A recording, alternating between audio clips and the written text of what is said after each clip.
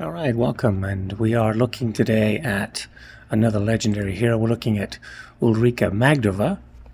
Ulrika is an interesting legendary hero because you can recruit her from multiple factions. This is in a Kislev campaign. You could originally recruit Ulrika in Kislev and in the Empire. And we're going to see the third place you can recruit her in a little while. So in order to recruit Ulrika, there's two stages. The first is to reach a specific level, and then you're given a mission to build a particular building. Now, when you are playing as Kislev, it is the Frozen Outpost. The Frozen Outpost is this one right here. So you're just going to spend on this one, then you're going to spend on this one, and that's going to trigger the next part. Now, this can only be built, I believe, in a major settlement. Oh, no, you can build it in a minor, but it would have to be Tier 3. So it's definitely a Tier 3 requirement, so it's going to take you a little while. But I think she's got a lot of color to her. I think she's great for role-playing, and she can add a lot to your faction. Originally, I used to use her, grab her as soon as I could, because she's really quite powerful. If you are playing as the Empire, then that changes. If you're playing as the Empire, then you're going to want to build this. It's called Tall Walls in the Empire, and it's the second fortification building in the major chain. And that one, I'm not sure if that has to be done it probably doesn't have to be done, but it's definitely still a Tier 3 settlement. And once you've done that portion of the requirement, the next thing you're going to do is just accumulate a treasury of 15,000. So you're just going to avoid spending. If you have anything currently being built, maybe you cancel it, because as soon as you hit 15,000, Ulrika comes on board. So let's take a look at her. She comes with these three things right here. She comes with the silver dagger and the blood shard and this follower, Gabriela von Nachthafen. So Ulrika Magdova is apparently a vampire. She comes with the blood shard, which gives her spell mastery with every kill she makes. So it incentivizes her dual nature, which is a combatant and a magic user. And then her weapon, the silver dagger, this starts off early on magical attacks for weapon damage and armor piercing. You can use her in hand-to-hand combat. You can also use her as a ranged combatant. You can see here she's got this has been extended through skills and pretty good missile strength. I used to use her quite often to bait enemy lords into attacking, which is pretty easy. Let's face it, you can get a lot of the legendary lords to come and attack you, so you can shoot them with archery before they do anything. And then there's a set bonus here, corruption in the local province. That's not particularly impressive. And then melee defense +5. I guess there might be items that you would want to replace these with and lose that bonus. I'm not sure exactly what that would be. So her tree, you can see here she's a mobility hero. So that's good to add. And then she's got three main lines. This one here is going to be skills against particular races that add a skill to her. This is going to be her combat line down here. It adds both melee and ranged skills. And then this one is her death magic. Is it death or shadow magic? Right? So this is what I always used to use her for, because when I was playing as Kislev, of course, you really only have Tempest and Ice Magic, and you don't. Pit of Shades is probably a better, easier thing to use than Heart of Winter. But now that I'm getting much better with the Ice Magic, I usually use Heart of Winter, and then I don't want to say relegate, but I primarily use Ulrika as a combatant and as a tank onto which I can cast the Heart of Winter. So let's take a look at these skills. So Blight of the Skaven, I believe this comes on at level 12 or so. Interception of enemies tunneling. Ambush defense, that's great. Anytime you can get ambush defense without having to go into encamp stance, that's terrific. Melee defense for the hero's army when defending.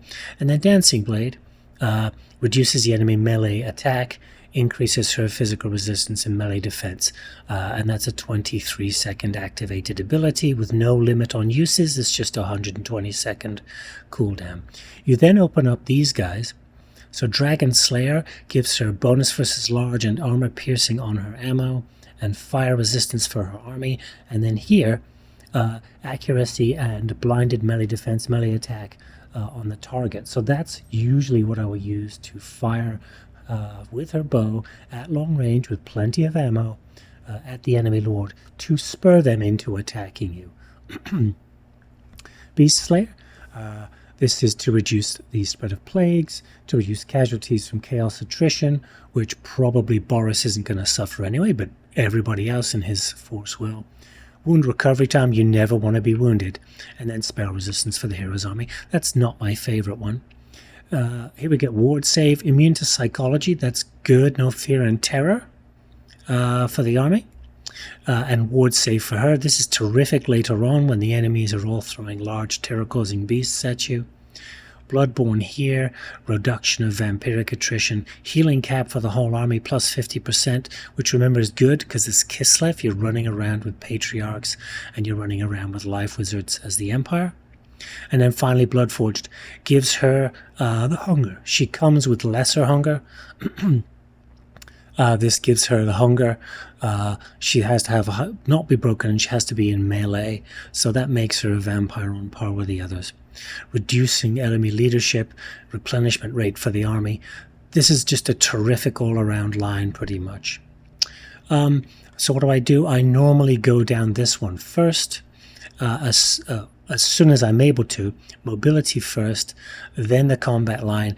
This one, once I get it to get to Bloodforge so she can tank. And when I'm satisfied that I've done this enough, right, I have her using all of her, additional range, 30% sniping ability, okay, ammunition and armor piercing metal damage. Then I go down here. As you can see, that's where I'm on my way to doing it now. So she does get spell mastery. Snipe she has from her ability here. She's got ward save. She's got physical resistance. She's got pretty good hit points, 45-80, but with Bloodforged in a group with Boris and probably the Golden Knight and, of course, a Patriarch for the healing, she's going to be really quite tanky. So definitely worth going for. It is an opportunity cost because you have to take your first opportunity at tier 3 to build her. So you want to keep an eye out when the mission arises. If you have a settlement that's about to go to tier 3, perhaps you put the tier 2 settlement in here so that as soon as it hits tier 3 you can go up and build the building that you need, and then maybe save on your money, maybe do some extra looting, make some deals elsewhere to get 15,000. By the time you're very first able to pick her up, 15,000 is a substantial amount of money to sit in your reserves, not spending it. So you do have to make that choice. But I think she's definitely worthwhile. And early on in the game, getting her levels, she can be quite a turnaround. Because she's definitely better than most of the lords and heroes you're going to have, especially once she picks up some levels. Now, what you may not know, we're going to take a look here, is that you can also pick up Ulrika as Malachi. So I was playing my first Malachi campaign today, and was given the opportunity to recruit her. And of course I thought instantaneously that I must have loaded up the wrong campaign, or of course that there was a bug that CA had missed and that Ulrika had all of a sudden become recruitable by other factions. So I went and I looked it up for the same reasons that Malachi starts with Gotrek and Felix. He can recruit her. I guess I was going to do... Yeah, I'm definitely going to auto-resolve that one. Yeah.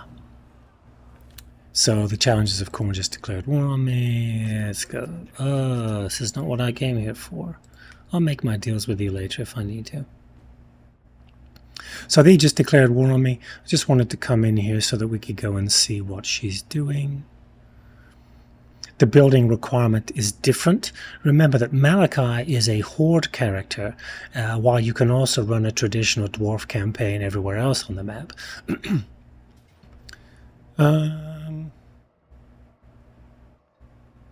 Okay, so I guess we're just going to bail on that because, yeah, I do not want... I'm going to fight that one. So we'll go back to where we were. Where were we? We were in Boris. Actually, we can just wrap it up there. Go ahead and get yourself Ulrika as early as you can. She's going to be one of the best units that you have in an army that early on, and getting her leveled up as early as you can is definitely going to be for the best.